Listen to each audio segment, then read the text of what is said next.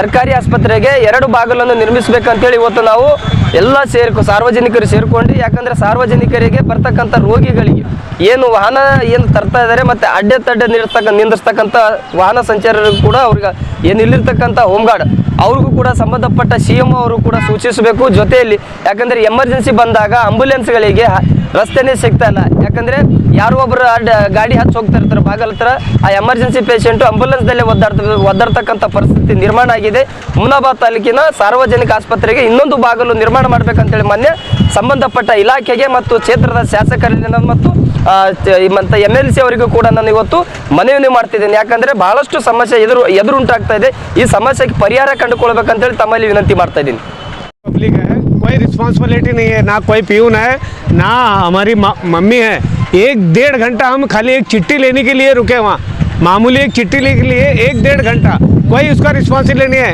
Medical officer को भी जाके बोले तो हाँ बोलते भगा देते हैं। ये बहुत बड़ा प्रॉब्लम चल रहा है। सब में बड़ा प्रॉब्लम क्या है, कोई भी यहाँ गेट के रिस्पॉन्सिबल नहीं है। गाड़ी आने जाने के लिए तकलीफ है। मेरी माँ गिरते गिरते बच गई, मैं गाड़ी खड़ा करके अंदर हॉस्पिटल में लेके जाने के लिए इतना प्रॉब्लम था, अब मैं बयान नहीं कर सकता। इस हॉस्पिटल को यहाँ के जो भी है इंचार्ज है, जो भी है मेडिकल ऑफिसर है, इन लोग के लिए देख के हर आदमी को सुविधा देने का काम करना चाहिए। इसका हम बड़े खोर से अपने को जो तकलीफ हो रही है उसको बयान कर रहे हैं। ನಿಮ್ಮ ಮಕ್ಕಳ ಉಜ್ವಲ ಭವಿಷ್ಯಕ್ಕಾಗಿ ಶ್ರೀ ಶಾಬ್ರ ರೇಣುಕಾ ವೀರ ಗಂಗಾಧರ ಶಿವಾಚಾರ್ಯರ ಮಾರ್ಗದರ್ಶನದಲ್ಲಿ ನಡೆಯುತ್ತಿರುವ ಶ್ರೀ ಶಿವಯೋಗಿ ವಿದ್ಯಾಲಯ ಶಾಲೆಯಲ್ಲಿ ದಾಖಲಾತಿ ಪಡೆಯಿರಿ. ಇಲ್ಲಿ 1ನೇ ತರಗತಿಯಿಂದ 10ನೇ ತರಗತಿಯವರೆಗೆ ಪ್ರವೇಶ ಪ್ರಾರಂಭವಾಗಿದ್ದು, ಉನ್ನತ ಗುಣಮಟ್ಟದ ಶಿಕ್ಷಣದ ಜೊತೆಗೆ ಆಟ, ಯೋಗಾಸನ, ಡ್ಯಾನ್ಸ್, ಕರಾಟೆ ತರಬೇತಿಯೂ ನೀಡಲಾಗುತ್ತದೆ. 5ನೇ ತರಗತಿಯಿಂದ 10ನೇ ತರಗತಿಯವರೆಗೆ ವಸತಿ ಸೌಲಭ್ಯವೂ ಕೂಡ ಲಭ್ಯವಿದೆ. ನುರಿತ ಶಿಕ್ಷಕರಿಂದ ಬೋಧನೆ ನೀಡಲಾಗುತ್ತದೆ.